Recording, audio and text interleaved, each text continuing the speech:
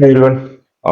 So this is going to be exciting one, and how AI can be used in our day-to-day basis, especially for students, right?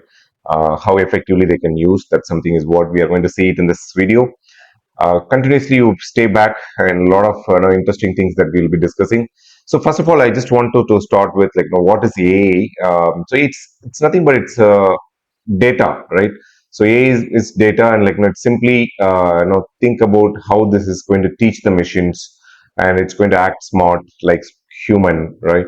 So also it learning perspective, it finds a lot of patterns and relationship, and also going to make decisions and actions as well. So in simple, data is what primarily behind the reason, and AI is actually completely depends on that. In simple formula, you can say AI is nothing but submissions, data, and learning and action. Okay, so a lot of people talking about generative AI, and now just as quick comparisons between traditional AI and generative AI. So traditional AI actually predicts and classifies the informations. Basically, it can recognize some of faces in the photos, and also some of the examples identifying spam emails and all. Also can recommend products for the users, so similar to Amazon and also Flipkart and all, right? So if you look at generative AI, it's more of generating a new content. So after ChatGPT got launched, a lot of new set of tools came in the last 3 to 4 years. Be it Gemini or Grok or the Copilot or DeepSeek, a lot of tools like we have, name it. I think so many tools that we have. So all of them are bringing in creative power, and as well as improving our day-to-day productivity. So AI is not specifically for one set of branches.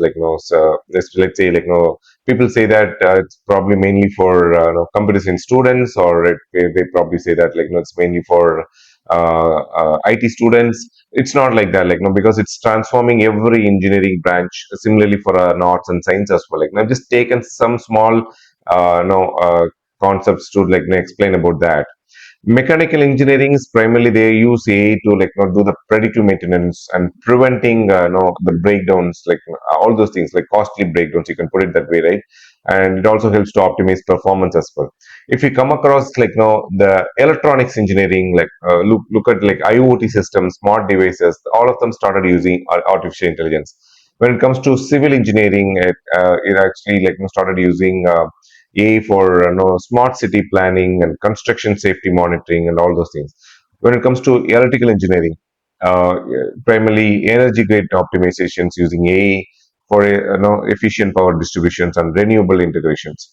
So you don't have to really talk about computer science, because computer science, IT and the ADS departments, they are primarily focusing on automations and coding assistance, building a lot of cyber security solution as well. So in summary, it's everywhere. That's what it means. It is not that only A is part of one particular department. So just quickly touch upon risk and opportunity perspective. So students should not be over dependent on that AI part, and they should not completely give away their brain to AI, right? So and also we need to normalize academy, the guidelines and everything. The people should not use AI just for their homeworks and everything actually. So if when it comes to the opportunities, you will be able to understand things even complex topics in a simple way, and also coming with lot of ideas to improve your knowledge, and also safe and ethical mindset as well. So it should be used as autopilot. I mean, it's a copilot, not an autopilot. So you should not be using it for writing assignments, lab records, and answering exams. Students should primarily use as a copilot, and for explaining the concepts in a simple way and summarizing the textbook ideas, and also you can do assessments and practice questions as well.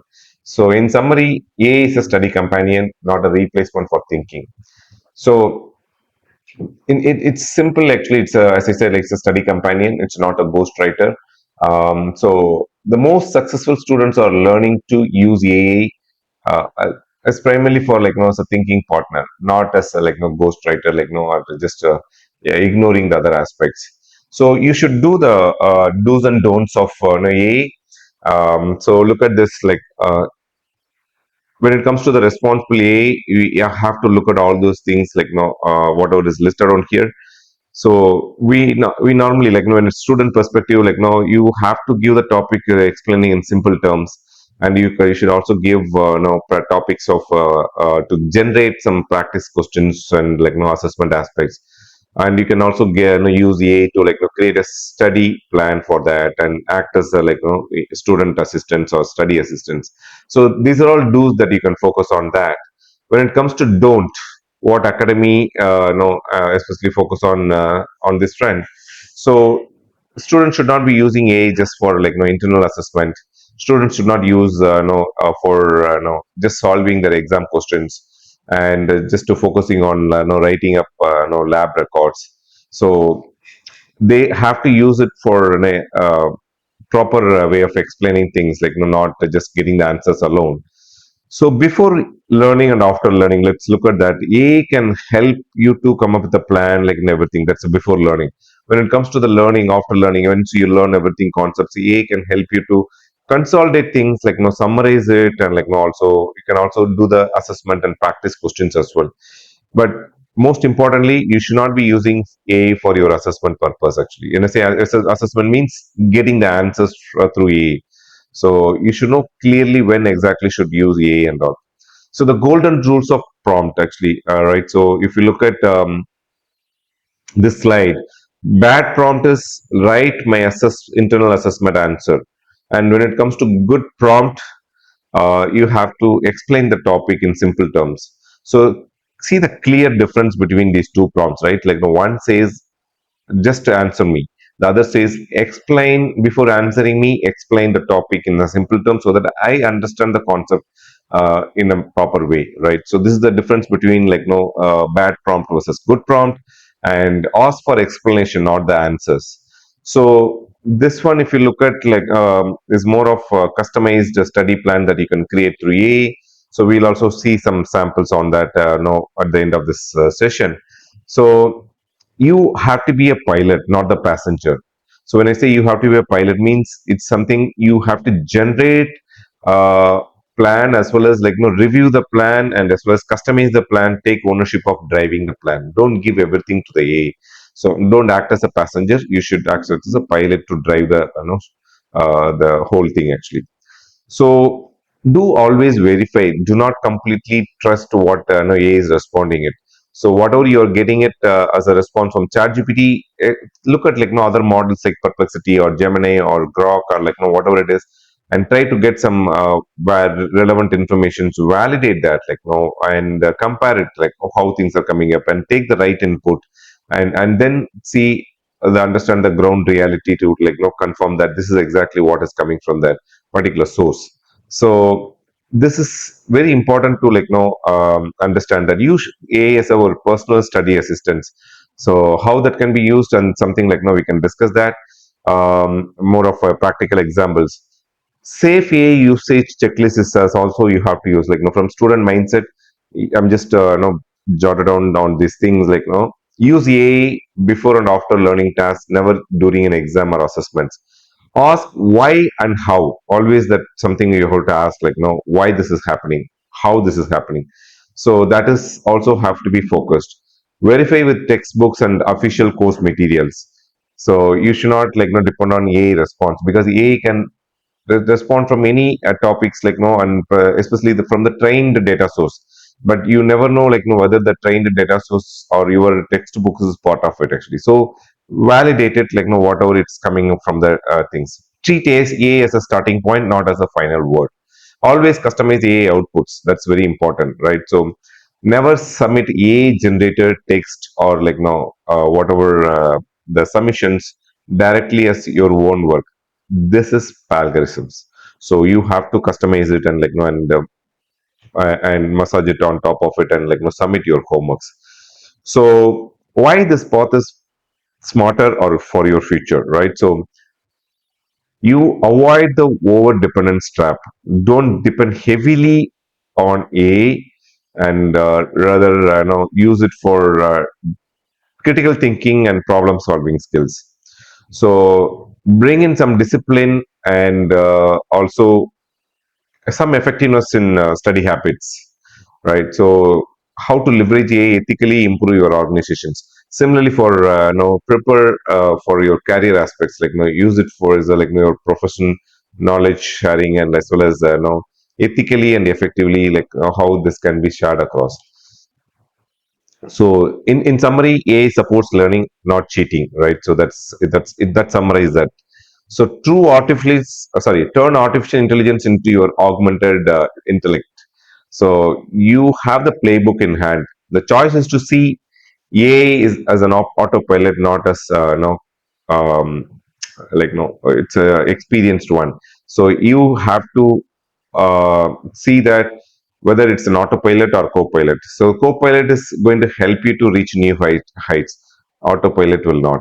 Okay. So let's look at some of the samples, like whatever we are going to look at that. So see that opportunity versus risk. So when it comes to like AI to help students, right? So in summary, it helps to students in a personalized learning perspective, and 24 by 7 learning support is also there. Like no risk aspects, like no, you should not be over dependence on that AI. So and also it should be honest tool with academy, like no, not to show the dishonesty, copying assignments and like no answers for that. So next is like no, list three do's and don'ts of for students to use AI works. So use AI to understand the concept, that is a part of the three do's, and verify that information and use AI as your learning partner. Don'ts: don't copy paste answers, don't depend on fully on AI, and don't share personal or exam details into that AI models. So always like validate the concepts and like cross verify the things. That's I'm already done. We discussed about that. Also, you can use AI for put together study plans, like weekly study plans or monthly study plans or daily study plans. All those things can be added to this.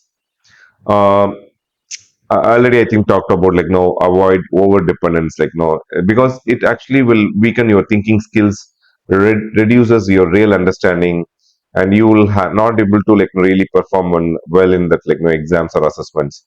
So that's something also has to be focused, and like no ethical AI, right? So it misrepresents the student's work actually, like in case if you are just doing the cut and copy paste and all. So learning is will be bypassed, like if you're not aligning with the guidelines. So you have to look at that. Like no, this is something like no, creating a study assistant for that. Like no, I'm trying to come up with a master prompt. So personal study assistance. So all I given like no basic details. Like this is exactly what I should do. You are my AI study assistant. Help me to come up with the study plans. Explain the concepts.